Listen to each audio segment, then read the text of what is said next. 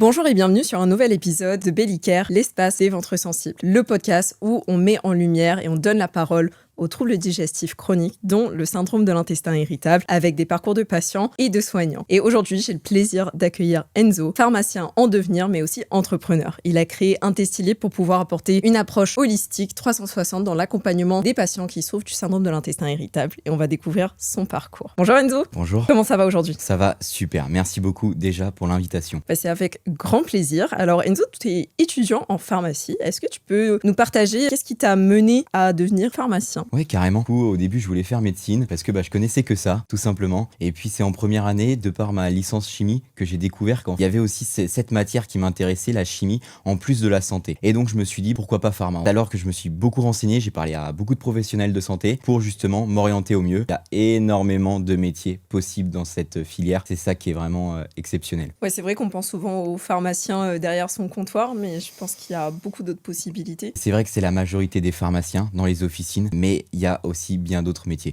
Et justement, qu'est-ce qui t'a guidé vers la santé de base ? Franchement, c'était un stage en cardiologie de base, voilà, un petit stage de troisième où je me suis dit, je veux vraiment soigner le patient. Intestilibre, ça sort pas de nulle part, je pense que ça part d'une expérience personnelle. Quand est-ce que l'intestin irritable a commencé à faire partie de ta vie ? Moi, les symptômes, ils sont apparus, je vais dire, aux alentours de la troisième, un petit peu. Pour moi, c'était plutôt dû à des chocs psychologiques, mais peut-être une partie de génétique aussi, puisque mes grands-mères aussi sont atteints. Ça a commencé en troisième seconde. Comme pour beaucoup, je pense, ça a pris du temps au niveau du diagnostic. C'est alors, après une coloscopie, qu'on m'a diagnostiqué, du coup, le syndrome de l'intestin irritable. Quels étaient tes symptômes, justement ? Qu'est-ce qui t'a poussé à consulter ? J'avais des douleurs abdominales toutes les semaines, une anxiété qui était très présente. C'est ce qui impactait vraiment ma qualité de vie, l'anxiété dans les débuts. Puis après, forcément, avec l'axe intestin-cerveau, ça se répercutait aussi sur mes intestins. Des troubles du transit, moi, c'était plutôt diarrhée. Au lycée, voilà, c'est super difficile, c'est super tabou. Au début, on sait pas trop comment faire, on est un peu perdu. Donc le médecin réoriente un petit peu. Et donc, il m'a emmené voir un gastro-entérologue à cette époque-là. Et c'est là qu'il m'a dit, je cite, voilà, tu as le côlon irritable. C'est quelque chose dont tu avais parlé avec tes amis à l'époque ou c'était hyper tabou C'était très tabou. Alors, mes meilleurs amis, j'en parlais un petit peu. J'avais un meilleur ami, pour l'anecdote, qui s'est déscolarisé en fait à cause de la pathologie. Donc, comme quoi ça peut pousser vraiment très très loin au niveau de l'impact social. Cet ami-là, justement, j'avais essayé de lui en parler, de lui dire écoute, essaye de te faire accompagner parce que c'est vraiment le secret dans l'intestin irritable, c'est de se faire accompagner par les bonnes personnes. Donc, je lui dis essaye, reprends tes études, passe au moins le bac, tout ça. Franchement, c'est tabou. On en parle à une poignée de personnes finalement. Comment tu t'en es sorti ? Qu'est-ce que tu as pu essayer justement pour te soulager ? Déjà, la priorité numéro 1, c'était résoudre le souci d'anxiété, les crises d'angoisse hebdomadaires ou dès que j'étais dans des lieux publics, ça c'était pas possible parce que je suis sûr qu'il y en a plein qui vont se reconnaître dans ce que je vais dire, mais ça m'arrivait de vomir avant d'aller au lycée ou avant d'aller au travail. Donc c'était très impactant quand même sur mon quotidien. Donc le suivi psychologique, c'était déjà la base. Et en fait, ce qui m'a fait aller mieux, ça a été vraiment après une séance, le déclic. C'est ce que j'ai découvert plus tard en pharmacie. C'est un petit peu les thérapies cognitivo-comportementales où tu modifies un peu ta façon de penser et résultat, ça modifie ton comportement pour faire très simple. C'est vraiment ce qui m'a permis d'y voir plus clair, moi. Pourquoi tu stresses vraiment ? C'est ça la question qu'il faut se poser. Identifier le problème. Et une fois que je l'ai identifié, moi personnellement, c'était grandement la peur de ne pas trouver de toilette. Franchement, c'était dur à me l'avouer au début. Je savais pas en fait ce que c'était. L'anxiété, de quoi elle découlait. Mais voilà. Après plusieurs séances, c'était ça. Et puis après, forcément, la nutrition. Hein. Ça, c'est sûr qu'il faut se faire aider parce qu'il y a tellement de choses à savoir. Les règles hygiéno-diététiques, le protocole low FODMAP, voilà.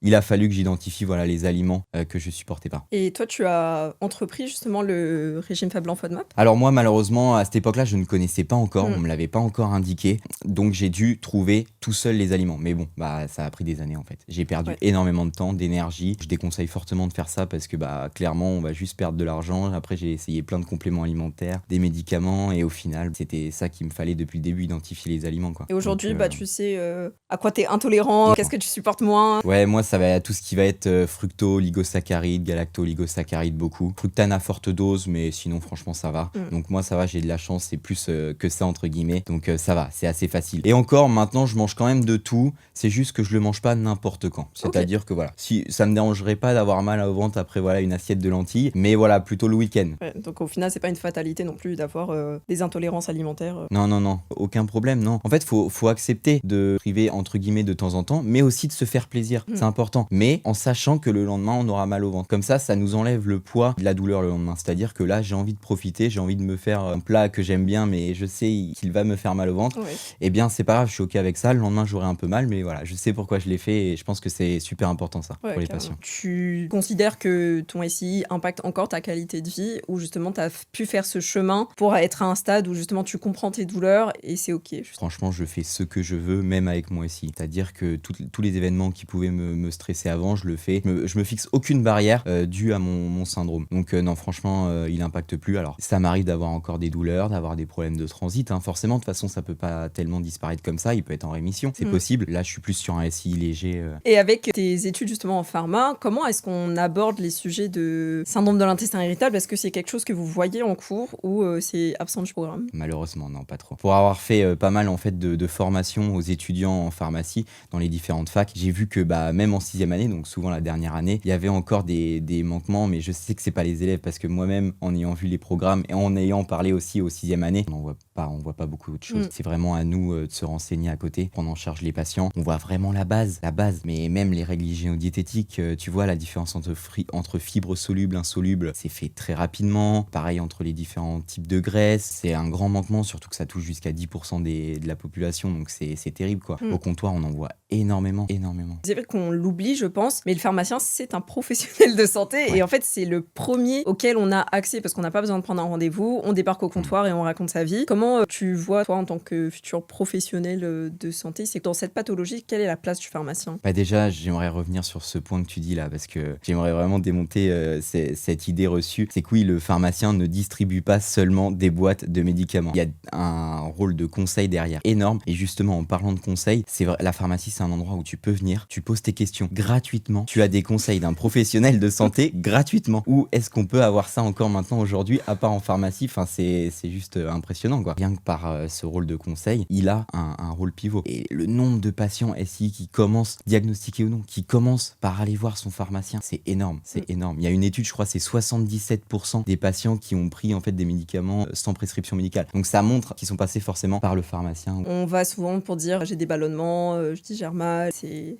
simple d'aller en pharmacie. Et je pense qu'on se rend pas compte aussi. Moi, avant, je savais même pas que les pharmaciens faisaient des études aussi longues. Moi, je pensais juste qu'ils étaient là derrière leur comptoir. Alors que non, ils sont aussi calés que des médecins. Au moins sur le médicament, ça c'est sûr. Oui. En fait, on est les spécialistes du médicament et même du complément alimentaire aussi. On a beaucoup de formations, on lit pas mal d'études aussi sur les sujets. On a une thèse, et oui, le pharmacien a aussi une thèse.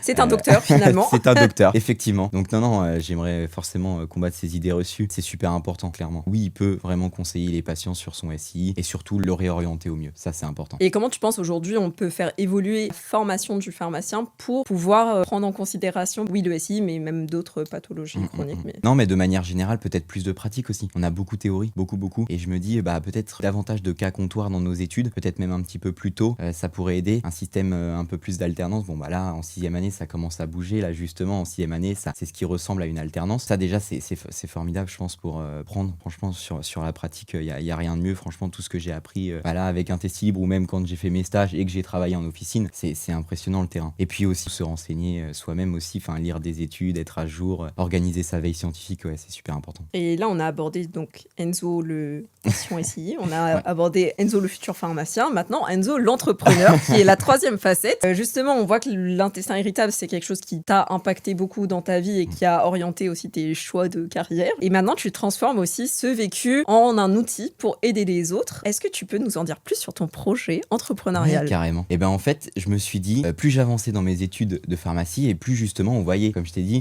le médicament, le complément alimentaire, on était spécialistes, on mettait du temps à avoir les conseils. Et moi, avec mon expérience patient, je me suis dit, mais notamment sur le syndrome de l'intestin irritable, il y a plein de conseils à dire, il y en a plein. Et donc, je me suis dit, justement, l'objectif, c'est de former le patient. Pourquoi il n'y a pas plus de centres de formation pour former les patients qui deviennent vraiment experts de leur pathologie pour qu'ils aillent mieux, quoi. C'est ça, en fait, la problématique. Et en me renseignant un peu sur les autres pays, je me suis dit, en fait, dans d'autres pays, il y a des petits centres comme ça, privés et ou publics, qui se développent avec une équipe pluridisciplinaire pour accompagner le patient. Donc, je me suis dit, partant de ce constat-là, je vais essayer de m'entourer de professionnels, moi aussi, pour justement accompagner le patient sur le SI. Et ça, c'est une super initiative parce que c'est vrai que dans d'autres pathologies, donc des personnes qui sont peut-être pas dans le milieu médical, on a ce qu'on appelle l'éducation thérapeutique du patient. Par exemple, chez des patients diabétiques, donc le diabète, c'est une pathologie chronique. On peut s'inscrire dans des séjours de plusieurs semaines où on va être formé par des diététiciens, pharmaciens, médecins, infirmières, pour tout savoir sur sa pathologie, savoir la gérer et avoir vraiment une vision 360, activité physique, alimentation, médicaments, pour vraiment gérer sa pathologie et devenir autonome et acteur de sa pathologie. Et c'est vrai que dans le syndrome de l'intestin irritable, je m'étais renseignée un peu sur le sujet parce que je me suis dit pourquoi ça n'existe pas, parce qu'il faudrait un encadrement 360 parce que c'est vraiment une pathologie 360. Dans le cadre de l'ARS, c'est pas compatible parce que c'est pas considéré comme une pathologie chronique au même titre que le diabète. Mais voilà, ça existe sur d'autres pathologies et c'est dommage justement que aujourd'hui les patients doivent un peu se débrouiller par eux-mêmes. Donc c'est super de pouvoir centraliser tout ça. Et aujourd'hui, ça fait 1 an que tu travailles sur ce projet. Ouais, un peu plus d'1 an. Ça fait bien 2 ans que j'ai une idée. L'entrepreneuriat, ça me tente beaucoup. Et il y a 1 an, je me suis dit, je prends une année de pause dans mes études et je me lance à fond, quoi. Et là, aujourd'hui, donc, qu'est-ce que c'est un test libre? Comment ça marche? Qu'est-ce que tu proposes concrètement et à qui? Alors déjà, un test libre, c'est scindé en 2. On a un volet pour les patients, vraiment, justement pour les accompagner, tant sur la nutrition que sur l'anxiété pour qu'ils aillent mieux. Ça, c'est déjà le premier point, finalement, sur l'axe intestin-cerveau, globalement. Donc pour ça, on a une équipe de plusieurs professionnels, dont une diététicienne, un hypnothérapeute, ça c'est vraiment la base dans les recos nationales, internationales. Puis après, on aura aussi une sophrologue, une kiné formée en thérapie viscérale, une prof de yoga aussi, ça c'est super important pour le côté activité physique. On a même un petit chef cuistot pour des petites recettes, si les gens veulent s'essayer un petit peu la nourriture sans FODMAP par exemple. Et comment ça se matérialise ça? Ça se matérialise sous la forme d'une plateforme. En fait, ils auront des vidéos à regarder quand ils seront prêts. Nous, on fait le point ensemble chaque mois pour répondre aux questions. Il y a un suivi aussi derrière par messagerie. Il y a bien sûr une grosse consultation avec notre diététicienne de compris formée au protocole Low FODMAP, un suivi diététique, et c'est la base. Avant de se lancer directement dans un programme, il faut d'abord un petit peu faire le point, et pour ça, on fait un bilan complètement gratuit sur le SI pour voir où en est le patient, ce qu'il a déjà essayé, donner déjà les premiers leviers concrets pour qu'il aille mieux, les premiers conseils. Ça nous permet aussi de s'assurer qu'il est bien diagnostiqué SI, parce que notre objectif, c'est pas d'accompagner un patient et se rendre compte qu'en fait,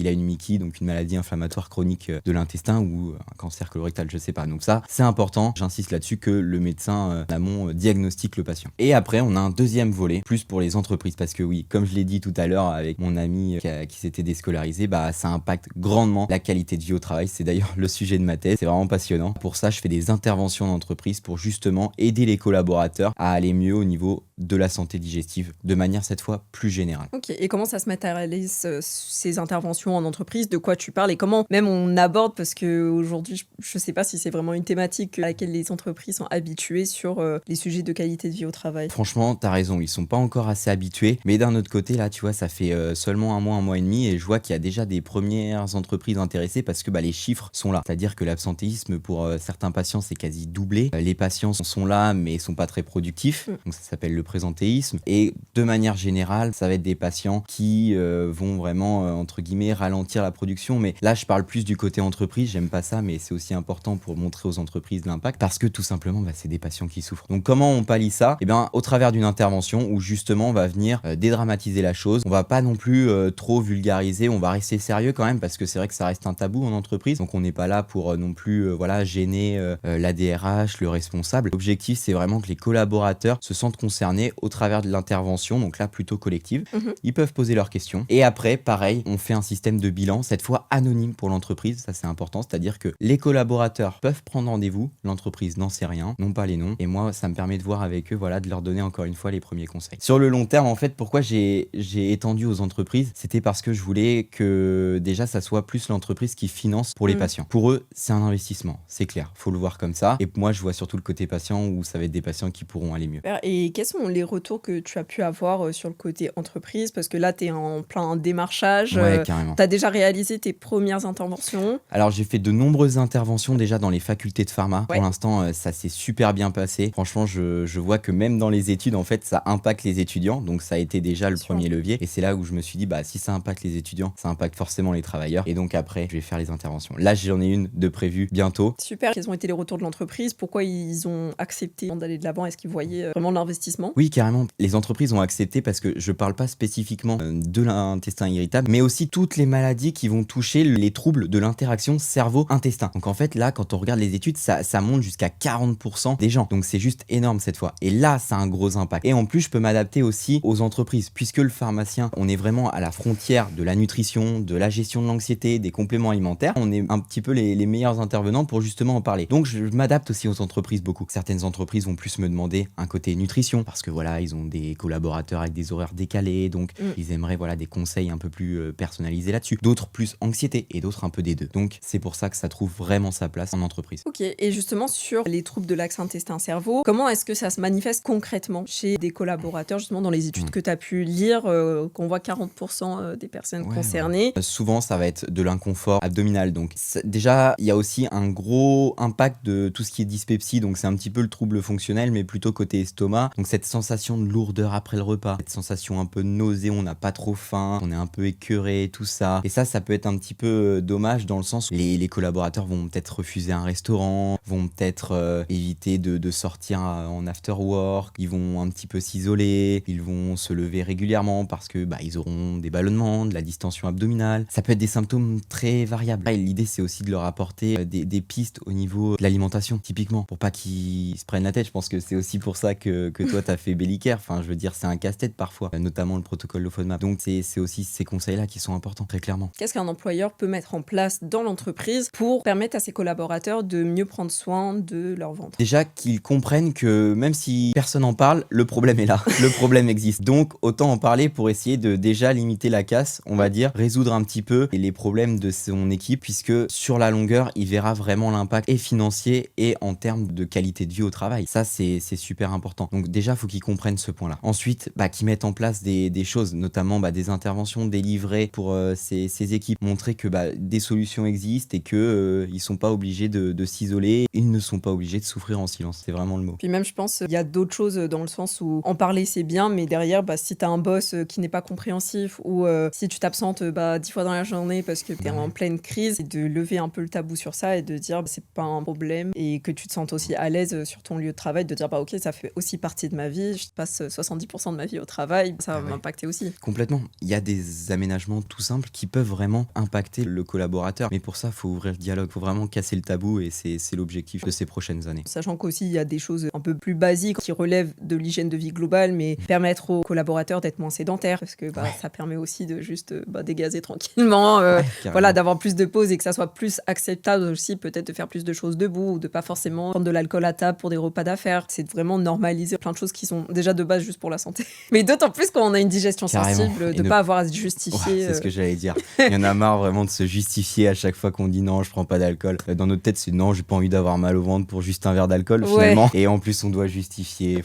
Fatigant. Donc aujourd'hui, Intestilibre, c'est encore à ses débuts. Comment tu vois l'avenir d'Intestilibre dans 5 ans? C'est vrai qu'on est à nos débuts. D'un autre côté, je travaille avec des collaborateurs et eux, ils sont clairement pas dans leurs débuts. Enfin, la diététicienne a accompagné déjà des centaines de patients. L'hypnothérapeute, là, c'est plusieurs centaines de patients. Enfin, c'est juste impressionnant les retours qu'il a parce qu'il est aussi infirmier à côté. Mes collaborateurs ont quand même un gros bagage derrière, une grosse expérience. Donc ça, déjà, c'est important. Ensuite, franchement, c'est là le volet entreprise se développe, qu'on rentre vraiment dans une démarche RSE de manière plus globale. Et puis, lever le tabou, ça, j'insisterai jamais assez dessus. Que les collaborateurs soient contents aussi qu'on en parle, d'avoir les solutions. Mettre un mot aussi sur leurs troubles. On n'en a pas parlé, mais c'est vrai qu'on a beaucoup parlé des symptômes, mais certains ne savent pas en fait qu'ils ont le SI par exemple, ou d'autres pathologies de manière générale. Et ils sont un petit peu en errance. Donc déjà, quand tu es en errance, c'est dur de trouver la bonne prise en charge derrière. C'est sûr, et même il y a des choses assez basiques, mais si on sait pas que, je sais pas, aller aux toilettes 5 fois par jour et que ça soit liquide, ça peut être problématique.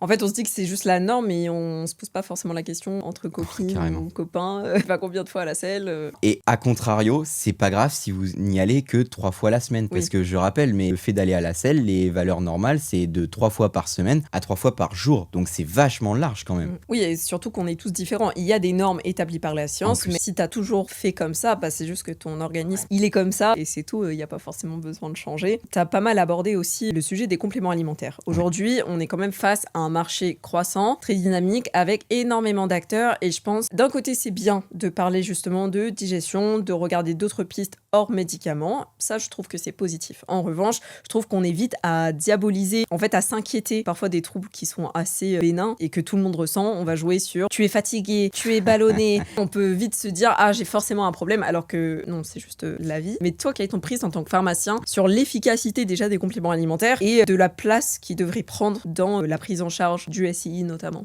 Comme son nom l'indique, complément. alimentaire, donc ça vient en complément. Moi, j'en parle forcément, mais déjà quand les patients ont déjà des règles hygiéno-diététiques établies, ça c'est vraiment important. Et à expliquer les bonnes règles, ça prend facile 20-30 minutes, voire plus chez certains patients. Parce que le but, c'est aussi pas seulement leur donner un conseil, c'est-à-dire mange assis. Oui, mais d'accord, pourquoi manger assis? C'est-à-dire que si tu manges debout, tu auras peut-être plus d'air qui va rentrer dans ton système digestif, plus de ballonnement, plus de gaz. Tout de suite, le patient va mieux retenir, mieux appliquer. Ça aussi, c'est l'un des fondements chez Intestib. C'est vraiment tout expliquer pour justement que le patient comprenne. Ensuite, là, une fois qu'on a déjà tout essayé en termes d'alimentation, voire même de médicaments, si aussi en termes d'alimentation, on voit qu'il y a tellement d'aliments qu'on n'aime pas, potentiellement des carences. Par exemple, les fibres. Je sais, en tant que diététicienne, que c'est 25 grammes à 30 grammes par jour. Franchement, je pense que très peu de gens le sont. J'ai plus le La chiffre en moyenne tête. des Français, c'est 20 grammes par jour. Ouais, voilà. Voire 21, donc. Ouais. Ou même c'est mondial, hein. C'est peut-être pas qu'en France, c'est quand même faible. Mais du coup, c'est pour ça aussi que beaucoup de personnes pensent qu'ils sont sensibles au FODMAP possible, mais c'est juste qu'ils mangent déjà pas assez de fibres, donc leur intestin est déjà moins habitué à digérer des fibres végétales.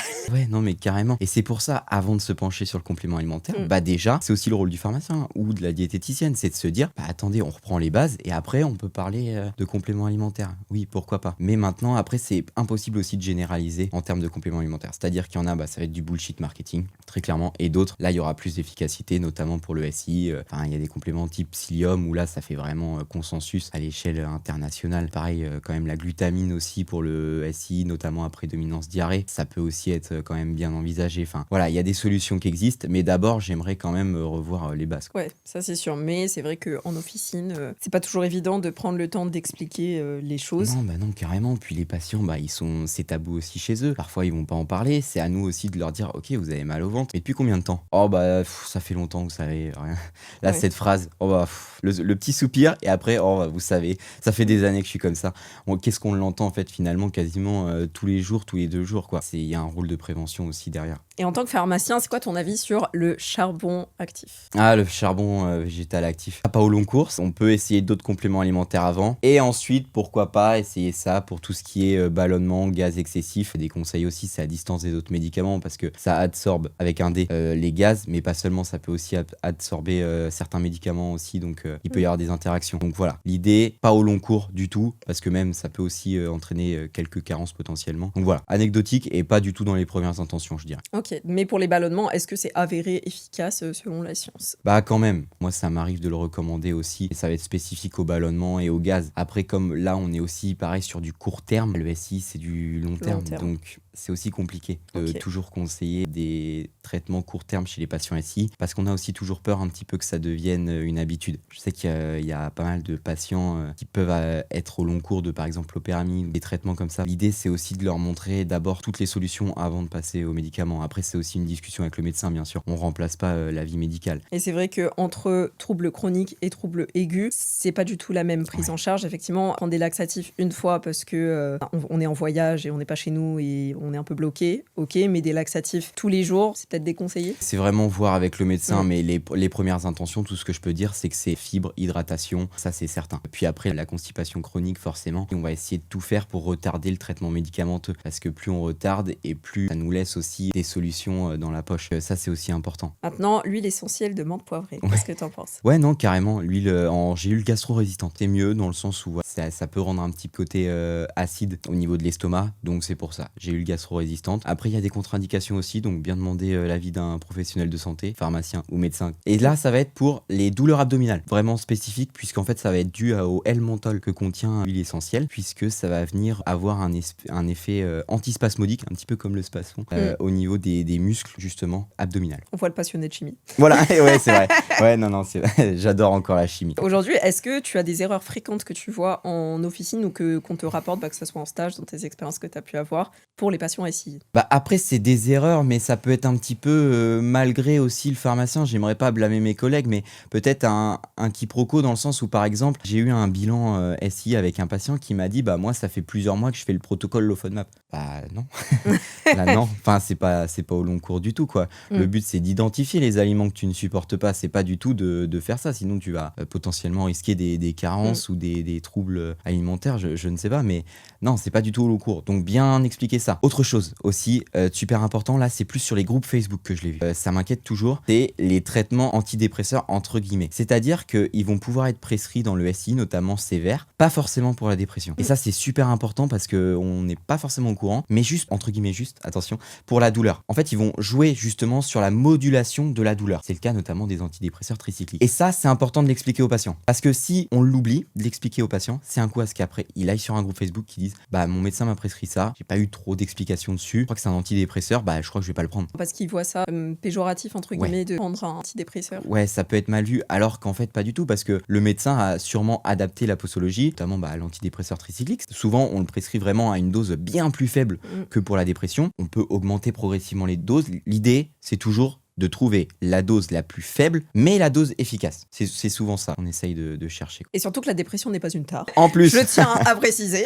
Mais c'est vrai que c'est important quand même de dédiaboliser ça aussi envers le patient, quoi. Il y a souvent un discours de « Ah, je veux pas prendre de médicaments ». Moi, j'ai déjà eu des patients qui me disent « Non, mais je prends du météospasmyl tous les jours, mais j'en ai marre d'en prendre ». Mais d'un côté, si c'est efficace et ça soulage ta douleur, ça a un bénéfice à le prendre. Et après, c'est pas parce que tu prends quelque chose de naturel que, ça va être plus efficace, ou de deux, que c'est moins dangereux. Il y a des choses naturelles qui sont dangereuses. Oui. Et c'est important de le préciser parce que parfois les patients n'ont pas du tout cette notion-là. Et si on vous prescrit un médicament, c'est pour une raison. Parfois, il ne faut pas hésiter aussi à demander des explications plus claires à votre médecin et qui prennent le temps. Si c'est un bon médecin, il va prendre le temps de vous expliquer, ou un pharmacien qui connaît aussi comment ça marche. Et parfois, ils ont plus de temps quand il y a moins de gens en fait en pharmacie. Ils peuvent vraiment prendre le temps de vous expliquer les choses. C'est ça. Là, je vais revenir justement sur le naturel parce que tu m'as tendu la perche. C'est une idée reçue, ça, que le patient a de dire parce que c'est naturel, c'est pas forcément dangereux. C'est complètement faux. Moi, l'exemple que je donne toujours, c'est la cocaïne, c'est naturel, tu vois. Sinon, l'huile essentielle de menthe poivrée, il y a des contre-indications aussi, le psyllium aussi. Et puis, il y a des précautions d'emploi aussi. Ça nécessite des conseils adaptés avec. Donc, en fait, c'est pas parce que c'est naturel que c'est sans danger. Et ça, c'est important de le préciser. Aujourd'hui, qu'est-ce que tu dirais au Enzo qui venait de découvrir qu'il avait un intestin irritable ? Fais-toi accompagner. Tu vas juste perdre de l'argent dans des solutions parfois inutiles. Tu vas perdre beaucoup de temps et du temps de vie parce que tu vas être bloqué chez toi, soit aux toilettes, soit dans ton lit parce que tu auras mal. Et en fait, non, fais-toi accompagner donc par une diététicienne, par un médecin, par ton pharmacien. Si tu as de l'anxiété, ça peut être hypnothérapeute, j'en ai déjà parlé, mais ça peut être aussi psychologue formé aux thérapies cognitivo-comportementales, c'est possible aussi.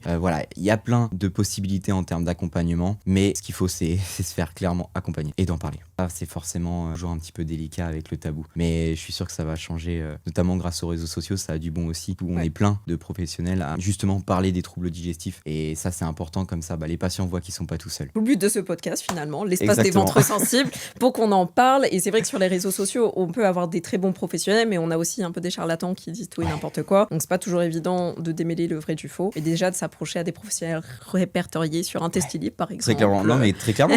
Et puis moi je sais que je relis sans cesse mes posts, 3 fois, je vérifie bien, je cite toujours mes sources, je vérifie qu'il n'y ait pas trop de conflits d'intérêts, sinon je le précise. Faites attention au fake made, ça c'est vraiment important. Plus le message est incroyable, souvent plus il est un petit peu faux, plus il y a des incohérences. Ouais, c'est assez douteux quoi. Ouais, c'est ça.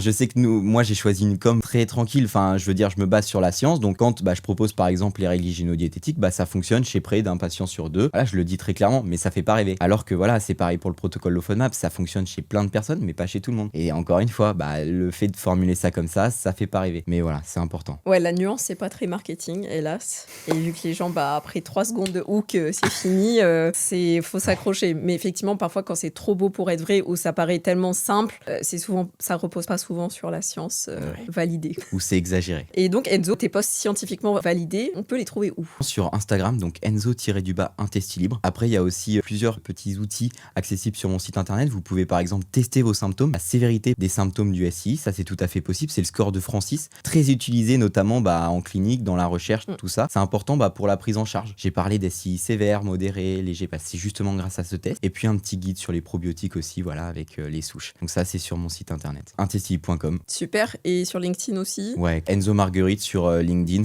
Je fais aussi pas mal de posts pour montrer l'impact. Là, je viens tout juste de finir un livre blanc justement pour montrer à quel point ils perdent à la fois de l'argent et à la fois leurs salariés souffrent en silence. Donc ça, c'est quelques pages, mais franchement, franchement, ça vaut le coup. Je mets ça à disposition des entreprises. Une mini-thèse, quoi. Un extrait de ma thèse, finalement. Des collaborateurs en bonne santé, ça crée plus de valeur. Donc, c'est hyper important. Donc, super. Écoute, merci beaucoup, Enzo, pour ton temps et pour tout ce que tu nous as partagé pendant cet épisode. Encore merci à toi pour l'invitation. Merci d'avoir écouté cet épisode jusqu'au bout. Si vous a plu, n'hésitez pas à nous faire un petit retour sur bellicare.fr ou à noter 5 étoiles sur la plateforme d'écoute. À très bientôt pour le prochain épisode de Bellicare, l'espace des ventres sensibles.